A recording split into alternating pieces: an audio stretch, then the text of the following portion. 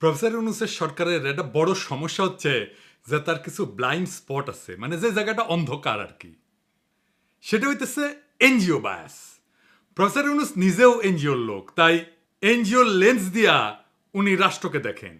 এইটা উনার একটা লিমিটেশন। আপনি দেখবেন যতগুলো ডিজাস্টার করছে প্রফেসর ইউনূসের সরকার, তার সবগুলো আসছে এই এনজিও বায়াস থেকে, এনজিও লেন্স দিয়া রাষ্ট্রকে দেখার কারণে। এখন অনেকে কইবেন আপনি আবার প্রফেসর ইউনূস সরকারের সমালোচনা শুরু করলেন কেন? আমি কয়েকটা এপিসোড আগে বলেছিলাম যে প্রফেসর ইউনূস বুঝে হোক না বুঝে হোক, যদি ইন্ডিয়ান লাইন অনুসরণ করেন তাহলে ওনারে তো আমি ধরবো। শুধু আমি না, সারা দেশের মানুষ ধরবে। প্রফেসর ইউনূসের ক্ষমতার উৎস সাধারণ মানুষ। সাধারণ মানুষই উনাকে অকুণ্ঠ সমর্থন দিয়ে ক্ষমতায় রাখছে, কিন্তু এই সমর্থন তো আনকন্ডিশনাল না, শর্ত ছাড়া না। পাবলিকে দিচ্ছে সমর্থন, আর সেই সমর্থনের বলে বলিয়ান হইয়া হারকুলিস হইয়া উনার পররাষ্ট্র মন্ত্রণালয় পাকিস্তানের কাছে 1971-এর গণহত্যার জন্য ক্ষমা চাওয়ার দাবি তোলে। আর সেই নিউজটা যখন মানব জমিনে ছাপা হয়, সেইখানে প্রফেসর ইউনূস আপনার ছবি থাকে। আর বেকুবগুলো জানেই না পাকিস্তান তিনবার আনুষ্ঠানিকভাবে রাষ্ট্রীয়ভাবে বাংলাদেশের কাছে ক্ষমা চাইছে 1971-এর জন্য। একবার পররাষ্ট্র মন্ত্রণালয়ের লেভেলে, আরেকবার প্রাইম মিনিস্টার লেভেলে, আর একবার রাষ্ট্রপতির লেভেলে। মানে আর কয়বার ক্ষমা চাইতে হবে? আর একবার ক্ষমা চাইলে আপনার বা দেশের কি লাভ হবে? হাসিনার বুড়ি বয়সে অর্গাজম হবে, এছাড়া তো আর কোনো অবজেক্টিভ নাই এটা বলার। যাই হোক, এবারে আসি আজকের ইস্যুতে। আজকের ইস্যুটাও খুব গুরুত্বপূর্ণ। নারী বিষয়ক সংস্কার কমিশন তার রিপোর্ট জমা দিছে। তো প্রফেসর ইউনূস সেই রিপোর্টের কিছু অংশ ওনার ফেসবুকে শেয়ার দিচ্ছেন। এটা নিয়ে শুরু হয়েছে নানা সমালোচনা। প্রথমে বলি, এই কমিশন গঠন করা হয়েছিল 18ই নভেম্বর। জাতীয় ঐক্যমত কমিশনের আলাপ শুরু হয়ে গেছে এর মধ্যে, তারপরে এই প্রস্তাব জমা পড়ল। 18ই ফেব্রুয়ারিতে এই রিপোর্ট জমা দেওয়া উচিত ছিল হিসাব অনুযায়ী। তারপরে 2 মাস বেশি লাগাইছেন ওনারা। এই নারী বিষয়ক কমিশনের বিষয়ে প্রফেসর ইউনূসের মনে হয় খুব উচ্ছ্বসিত। ওই যে কইছি না ওনার এনজিও বায়াস আছে, সেই থেকে উনি বলছেন যে কয়টা করে ফেলা যায় তা দ্রুত করে ফেলতে হবে, আর পাঠ্য বইয়ের মতো ছাপায় বিলি করতে হবে। কোনো কমিশন নিয়ে প্রফেসর ইউনূসকে এত উচ্ছ্বাস প্রকাশ করতে দেখেছেন? দেখেন নাই। আপনি তো স্যার পড়েন নাই রিপোর্ট, না পড়ে বিলি করার কথা কইলেন। এটা ছাপায় বিলি করতে গেলে আপনার সরকারের লোকেরা মার খেয়ে ভুট্টো হয়ে যাবে, আগে সাবধান করে দিলাম। একটু সামাল কইরা স্যার। উনারা কামের চাইতে আকামে বেশি পটু। আর 2 নম্বর হচ্ছে উনারা একেবারে বাংলাদেশের সমাজ, রাজনীতি, জনগণ, গণমানুষ এই সম্পর্কে কিছুই জানেন না। আপনি বলবেন এখানে শিরিনাপার মতো মুরব্বী আছেন, তাদেরকে আমি এই কথা বলতে পারি যে পারি স্যার। শিরিনাপা কইলেই সেটা অমৃত হয়ে যায় না। উনারে আমরা কিছু বলি না জাফরুল্লাহ ভাইয়ের সম্মানে, কিন্তু উনি একজন পার ইসলামোফোব মহিলা। আর এই কমিশনে যারা আছেন তাদের বেশিরভাগই তাই। উনাদের মিশন হইতেছে নারীর কান্দে বন্দুক রেখা ইসলাম কোপানির রাজনীতি করা। আপনাকে এক্সাম্পল দিই। নারী কমিশন বলছে ধর্মীয় আইন মেনে চলা বাধ্যতামূলক জন্য নারীদের প্রতি বৈষম্য হচ্ছে। আপনি নিজেই শেয়ার দিয়া কইছেন ধর্মীয় আইন অনুসরণ করা যে কোনো ধর্মের অনুসারীদের জন্য বাধ্যতামূলক। ধর্মের অনুসারীরা তো আনন্দ চিত্তে সেটা অনুসরণ করেন এবং মেনে চলেন। কেউ যদি দাবি করে ধর্মীয় অনুশাসন মেনে চলার জন্য বৈষম্য হচ্ছে, এটা খুবই বাজে অনুসিদ্ধান্ত। এর অর্থ হচ্ছে ধর্মীয় আইন মানা যাবে না, আর চূড়ান্ত মানে হচ্ছে ধর্ম থেকে দূরে থাকতে হবে। এটাই স্যার বাঙ্গু সেকুলারদের চুলকানি, আর এই চুলকানিকে আপনি প্রমোট করেছেন। এই কমিটি প্রতিনিধিত্বমূলক না, বাংলাদেশের আপামর নারীদের অংশগ্রহণ নাই এই কমিটিতে, যারা সংস্কারের নামে ধর্মীয় আইনের বিরুদ্ধে কৃপান তোলে বাংলাদেশের মানুষ তাদের সংস্কার প্রস্তাব ছুঁড়ে ফেলে দেবে। আবার দেখেন, যৌনকর্মীদের শ্রমিকের মর্যাদা দেওয়ার কথা বলছেন। ওনাদের মাথায় যে কোন দেশ থাকে আদর্শ হিসাবে জানি না, হয়তো পশ্চিম থাকে। পশ্চিমের চিন্তা, পশ্চিমের প্র্যাকটিস ওনারা চাপাই দিতে চান বাংলাদেশের উপরে, ঝামেলা বাদে সেইখানে। কিন্তু ওনারা তো পশ্চিমের যে ডাইভার্স প্র্যাকটিস সেটা নিয়ে জানেন না, ওনাদের সেই জ্ঞানও নাই। আমার অনুমান ওনারা কিছুই জানেন না। ধরা যাক ফ্রান্সে কি নিয়ম জানেন? সুইডেন, নরওয়ে, ফ্রান্স এই সমস্ত দেশে যৌনকর্মী না, বরং ক্রেতাদের যারা যৌন সেবা গ্রহণ করে তাদের শাস্তির আওতায় আনা হয়। এদেরকে বলা হয় নর্ডিক মডেল। তাহলে বুঝতে পারতেছেন যে পতিতাবৃত্তিকে কিভাবে কোন কায়দায় ট্যাকেল করা হয় পশ্চিমে। আপনি তো অপমানকর, মর্যাদাহানিকর একটা পেশাকে আইনি কাঠামোর মধ্যে এনে বৈধতা দিতে পারেন না। আপনারা পতিতাবৃত্তিতে ইন্ডাস্ট্রি বানাইতে চাইতেছেন, সেখানে টাকা বিনিয়োগ হবে, আর বাংলাদেশের নারীরা সেখানে শ্রমিক হিসেবে কাজ করবে। মানে পতিতাদের অ্যাপয়েন্টমেন্ট লেটার দিবে, পেনশন থাকবে, প্রমোশন হবে, পতিতারা ট্রেড ইউনিয়ন করবে। Are you crazy? মাথা মধ্যে ঠিক আছে আপনাদের? নারীদের সম্মানজনক কর্মসংস্থান করতে হবে, এটা যদি লক্ষ্য হয় তাহলে এমন ব্যবস্থা করেন দক্ষতার যোগ্যতা অনুসারে সকল নারীর কর্মসংস্থানের জন্য বাংলাদেশের পুরুষদের যদি আধা পেটে খায় থাকতে হয় তাহলে সেটাও বাংলাদেশের পুরুষেরা মেনে নেবে। কিন্তু এটা মানবে না, আগুন জ্বালাই দিবে। মাথায় রেখেন, আগুন নিয়ে খেলেন না। এই যে কমিশন, এরা কি নারী নীতি বিষয়টা বুঝে? আসেন সেটা বুঝে দেখি। নারী নীতি কেমন হওয়া উচিত? রাষ্ট্রের কাজ হইল সব নাগরিকের জন্য যুক্তিপূর্ণ, কার্যকর এবং ন্যায্য নিয়ম তৈরি করা। মোট কথায় নাগরিকের অধিকার প্রতিষ্ঠা করা। কি অধিকার? লিগাল রাইট, পলিটিক্যাল রাইট আর ইকোনমিক রাইট, এই তিনটা। এটাই রাষ্ট্রের নির্দিষ্ট কাজের এলাকা, এটাই রাষ্ট্রের কাজ। তাহলে আসেন এই লিগাল, পলিটিক্যাল আর ইকোনমিক রাইটের প্রশ্নের গভীরে যাই। রাষ্ট্রের দায়িত্ব খুবই স্পষ্ট। এই দায়িত্বগুলাই সব নাগরিকের প্রতি রাষ্ট্রের দায়িত্বের সাথে যুক্ত। সব নাগরিকের অধিকার নিশ্চিত করা, এটা পলিটিক্যাল রাইট। আইন তৈরি এবং প্রয়োগ করা সব নাগরিকের জন্য, এটা লিগাল রাইট। আর সুযোগ এবং সম্পদের সমভাবে বিতরণ করা, এইটা ইকোনমিক রাইট। রাষ্ট্রকে নাগরিকের ইন্ডিভিজুয়াল রাইট প্রতিষ্ঠা করতে হয়। এই নারীবাদীরা ইসলাম কোপানির খায়েশ নিয়ে যেটা করতে যায় সেটা হইতেছে নারীর সম্পত্তির অধিকার নিয়ে কথা বলে। তারা বলে ধর্মের জন্য নারীরা বৈষম্যের শিকার হচ্ছে, সেজন্যই বলছে ধর্মীয় অনুশাসন মানায় বৈষম্যের শিকার হয় নারীরা। এই বৈষম্য থেকে বাঁচতে বাবার সম্পত্তিতে নারীর সমান অধিকার দরকার। এটা হিন্দু মুসলমান কেউই মানবে না। আচ্ছা বলেন তো, সম্পত্তি তো আমার, সেটা আমি কিভাবে বন্টন করব আমার উত্তরাধিকারের কাছে, সেটা একান্তই আমার ইচ্ছা। এটাকে আইনের ভাষায় বলে উইল। আপনারা শোনেন না উইল করে দিয়ে যায়, বিদেশে দেখেন না বিড়ালের নামে উইল করে দিয়ে যায়। আমার সম্পত্তি আমি যাকে খুশি লিখে দেবো, আমি আমার সন্তানদেরকে না দিয়ে আমি বিড়ালকে দিয়ে যাব। এটা আমার ইচ্ছা, এটা আমার উইল।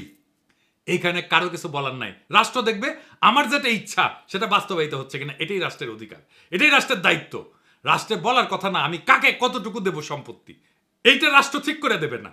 রাষ্ট্র আমার ইচ্ছাকে মর্যাদা দেবে, সেটাই রাষ্ট্রের দায়িত্ব। কিন্তু এই নারীবাদীরা বলে সম্পত্তিকে সমানভাবে ভাগ করে দিতে হবে। আমি যদি আমার মেয়েকে বেশি দিতে চাই, পারবো না? অবশ্যই পারবো। এটাই আমার উইল। আমার ব্যক্তিগত সম্পত্তি আমি কিভাবে আমার উত্তরাধিকারের কাছে দেব, সেটা একান্তই আমার নিজের সিদ্ধান্ত। দুনিয়ার কোনো রাষ্ট্র এটা হাত দেয় না। ইউরোপে কেউ মানবে যদি রাষ্ট্র বলে তুমি তোমার উত্তরাধিকারের মধ্যে এইভাবে বন্টন করে দাও সম্পত্তি? মানবে না। কিন্তু বাংলাদেশের নারীবাদীরা এটা করতে চায়, কারণ এই অসিলায় তারা ইসলাম কোপাইতে পারে। এটা ইসলাম কোপানির ইন্ডিয়ান তরিকা। তো এখন কইতে পারেন দাদা কিছু হইলে ইন্ডিয়া ঢুকায় দেয়। জি না ভাই, বুঝাই দিই। আপনারা ভারতে মুসলমানদের ওয়াকফ সম্পত্তি মোদি গ্রাস করতে চায়, শুনেছেন না? কিভাবে গ্রাস করতে চায় জানেন? ইউনিভার্সাল সিভিল কোডের নামে। এটা কি? এই ওয়াকফ সম্পত্তি যেটা মসজিদ, মাদ্রাসা, কবরস্থান এই তিনদের জন্য দাঁড় করা হয়, তার পরিমাণ হইতেছে 6 লাখ একরের বেশি ভারতে। এটা মুসলমানদের একটা বিরাট বড় সম্পদ, সামাজিক সম্পদ। এই বিশাল সম্পদের উপর আজ সবচেয়ে বড় হুমকি হয়ে উঠছে তথাকথিত ইউনিফর্ম সিভিল কোড। এর মানে হচ্ছে সব ধর্মের জন্য এক আইন চাই। শুনতে খুব সুন্দর, কিন্তু প্রশ্ন হইলো এই এক আইনের সুতায় তারা কি মুসলমানদের ধর্মীয় দাতব্য প্রতিষ্ঠানগুলোকে দুর্বল করে দিতে চায়? আসলে চায়। হ্যাঁ, ওয়াকফ মানে হচ্ছে স্থায়ী দান। এই সম্পত্তি কেউ বিক্রি করতে পারে না, উত্তরাধিকার দাবি করতে পারে না। এটা গরিব, দুঃখী আর ধর্মীয় কাজে ব্যবহার করা হয়। ইউনিফর্ম সিভিল কোড চালু করে বলা হবে সব দান হবে এক নিয়মে, ধর্মীয় ভিত্তিতে দান না। বোঝা যাচ্ছে না? এর মানে ওয়াকফকে অসাংবিধানিক বলে বন্ধ করার রাস্তা তৈরি করা হচ্ছে। ওয়াকফ বোর্ডকে রাষ্ট্রের নিয়ন্ত্রণে না, মুসলমানদের দানের উপরে সরকার বৈশা পড়বে। এটা শুধু আইন না, এটা একটা অর্থনৈতিক আক্রমণ। মুসলমানদের সবচেয়ে বড় ধর্মীয় এবং জনহিতকর সম্পদ এখন রাজনৈতিক টার্গেট হয়ে গেছে। তাই ইউনিফর্ম সিভিল কোড এইটা মুসলমানদের অধিকার উচ্ছেদের জন্য। ভারতের মুসলমানদের জন্য এই লড়াই শুধু বিশ্বাসের না, এটা অস্তিত্বের লড়াই। এখন এই ইউনিফর্ম সিভিল কোড হচ্ছে হিন্দুত্ববাদী মোদির অস্ত্র, যা দিয়া মুসলমানদের সম্পদ, তার শক্তিকে, তার সমাজকে খর্ব করতে চায়। এই ইউনিভার্সাল সিভিল কোডের বাংলাদেশি ভার্সন হচ্ছে সম্পত্তিতে নারীর সমান অধিকার। এইটা দিয়ে ইসলাম কোপানি যাবে। এইটা ইন্ডিয়ান প্ল্যান। এই যে দেখেন না কুচুখিতি, এটা স্ট্রংলি এগ্রি করেছে, স্ট্রংলি ইংরেজিত কইছে। ইংরেজি যেহেতু কইছে ঠিকই কইছে, তাই না? এবার মিলে যে কুচুখিতির টাকা টুকা যে দেয় ওয়াকার, সেই ইন্ডিয়ার বাংলাদেশি প্রজেক্টের এক্সটেনশন সন্দেহ আছে। এইভাবে কে কার কহিয়া খেলে সেটা ফসাদ কইরা বাইরে হয়ে যায় মাঝে মাঝে। সম্পত্তিতে নারীর সমান অধিকার দিলে কি সমস্যা হবে? আসেন বুঝে দেখি। প্রথম কথা হচ্ছে এটা ধর্মীয় বিধান। যে যার ধর্মের বিধান মানবে। আমি আমার সম্পত্তি কাকে কিভাবে দেবো এটা ব্যক্তির সিভিল লিগাল রাইট। এটা হাত দেওয়ার অধিকার রাষ্ট্রের নাই। ধর্মের বিধানগুলো তো এমনি এমনি আসে নাই, এর পিছনে যা লজিক সেটা আমি যাব না। এটা ধর্মীয় নেতারা ব্যাখ্যা করবেন। আমি আমাদের সোশ্যাল ফেব্রিকের আলাপ করব, যা হাজার হাজার শতাব্দীর ভিতর দিয়ে গড়ে উঠছে। সেই সোশ্যাল ফেব্রিক নষ্ট হয়ে যাবে। কি সেটা? সেটা ভয়ঙ্কর একটা বিষয় হবে। বোন ভাইয়ের চাইতে ধর্মীয় বিধান অনুসারে পিতার সম্পত্তি কম পায়, এটা অঙ্কের হিসাব। কিন্তু সেই কম পাওয়াটা বহুগুণে বাইরে যায় একটা সামাজিক ঘটনায়, একটা সোশ্যাল ইঞ্জিনিয়ারিংয়ে। আমাদের সমাজে মায়ের পরে একজন ছেলের কাছে সবচেয়ে মূল্যবান সম্পর্কটা কোনটা? কোনটা? মামা। দুইবার মা ডেকে আমরা এই মামার সম্পর্কটা তৈরি করি। আমি যে আবদার এমনকি মায়ের কাছেও করতে পারি না, সেই আবদার আমাদের কালচারে মামার কাছে করতে পারি। মামার বাড়ির আবদার এটা বলি না, এটা কি মামার বাড়ি পাইছো এটা বলি না। এটা কেমনে আসে? ওই সোশ্যাল ইঞ্জিনিয়ারিং এর জন্য যেই অতিরিক্ত সম্পত্তি পায় মামা, তার কারণে এমন একটা মধুর কেমিস্ট্রি মামার উপরে পড়ে যে মামার সম্পত্তির উপরে, মামার বাড়ির উপরে ভাগনার একটা আলাদা অধিকার জন্মায়, সামাজিক অধিকার, ভালোবাসার অধিকার। ওই যে বলে না, তাই তাই তাই মামার বাড়ি যায়, মামা দিল দুধ ভাত দুয়ারে বসে খাই। তারপরে ওই যে আই ছেলেরা আই মেয়েরা ফুল তুলিতে যায়, ফুলের মালা গলায় দিয়ে মামার বাড়ি যায়, মামার বাড়ি মধুর হারি, মামা ভাগ্নে যেখানে আপদ নাই সেখানে। এই যে মামার ভাগ্নের কেমিস্ট্রি আমাদের সমাজে এটা আর কোথাও পাবেন না। কাকার সাথে এই কেমিস্ট্রি হয় না কেন? কারণ ওই ধর্মের অনুশাসন শুধু সম্পত্তির অধিকার ঠিক করে দেয় নাই, সেটার সাথে সোশ্যাল ইঞ্জিনিয়ারিং করে দিছে যেন বোনের ছেলে মেয়ের মামার উপর এক স্নেহের, ভালোবাসার, নির্ভরতার একটা সম্পর্ক তৈরি হয়। এই নারীবাদীরা সেটাও ভেঙ্গে দিবে। আপনি দেখছেন এরা এতটাই নির্বোধ যারা হাজার বছর ধরে গড়ে ওঠা একটা সমাজকে মুহূর্তের মধ্যে কলমের খোঁচায় ধ্বংস করে দিতে চায়। এতই নির্বোধ এরা। প্রফেসর ইউনূস মাঝে মাঝে ভুলে যান উনি কোথায় থেকে ক্ষমতা পেয়েছেন, ওনার ক্ষমতার উৎস কি। আমরা এটা ওনাকে মনে করে দিতে চাই। উনার ক্ষমতার উৎস বাংলাদেশের আপামর জনগণ। এই আপামর জনগণই প্রফেসর ইউনূসের সরকারকে ক্ষমতায় রাখছে। প্রফেসর ইউনূসের ক্ষমতার উৎস মানুষ, এটা যতক্ষণ পর্যন্ত মনে রাখবেন ততক্ষণ পর্যন্ত প্রফেসর ইউনূস শক্তিশালী। সাধারণ মানুষ উনার পিছন থেকে সরে গেলেই উনি শক্তিহীন। ওনাকে উষ্টা দেওয়ার জন্য অনেকে মুখায় আছে, ইন্ডিয়া মুখায় আছে, ওয়াকার মুখায় আছে, বিএনপি মুখায় আছে, আওয়ামী লীগ মুখায় আছে। এরা কেউ সফল হইতে পারতেছে না, কারণ সাধারণ মানুষ পাহাড়ের মতো দৃঢ় ঐক্য নিয়ে প্রফেসর ইউনূসের পিছনে দাঁড়াইছে। প্রফেসর ইউনূস তার এই ক্ষমতার উৎসকে যদি অস্বীকার করেন, সেই মুহূর্তে ওনার পতন, ওনার সমস্ত শত্রু ওনাকে ধ্বংস করে ফেলবে। তাই প্রফেসর ইউনূসের প্রতি এটা সতর্ক বার্তা। বাংলাদেশের সাধারণ মানুষের ধর্মীয় বিশ্বাস, সামাজিক মূল্যবোধ এর বিরুদ্ধে কখনো দাঁড়াবেন না। আপনি মনে রাখবেন বাংলাদেশের খুব সাধারণ মুসলিম সমাজ আপনার পেছনে দাঁড়াইছে। তার সমস্ত সমর্থন, আত্মার সমস্ত শক্তি নিয়ে আপনি শক্তির ভালোবাসাকে উপেক্ষা করবেন না। এর পরিণতি হবে ভয়ানক। এই নারী নীতিতে কি আছে আমরা পুরোটা পড়ে দেখিনি, কিন্তু যেই স্যাম্পল বা ট্রেলার দেখলাম তাতে বাংলাদেশের সাধারণ মানুষ শঙ্কিত। আমি আশা করব সাধারণ মানুষের সংখ্যাকে গুরুত্বের সাথে বিবেচনা করবেন। এই নারী নীতি ব্যাপক পর্যালোচনা ছাড়া কোনো সংস্কারের পথে অগ্রসর হওয়া উচিত হবে না।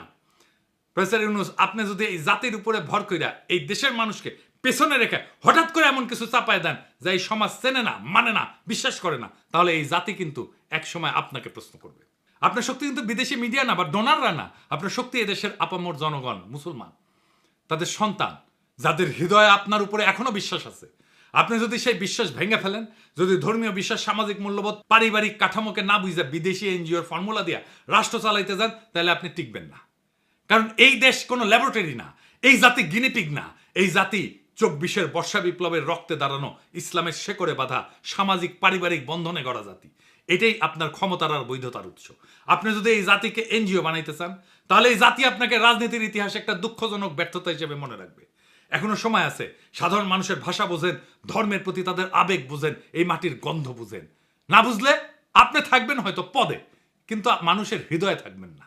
মনে রাখবেন এই জাতি অনেক ধৈর্য ধরে, কিন্তু একবার যদি জায়গা ওঠে ফাগুনের আগুনের মতো ছড়ায় পড়ে, সেই আগুন কিন্তু কারো ক্ষমতা দেখে না, পদ দেখে না, অতীত দেখে না, ইতিহাস দেখে।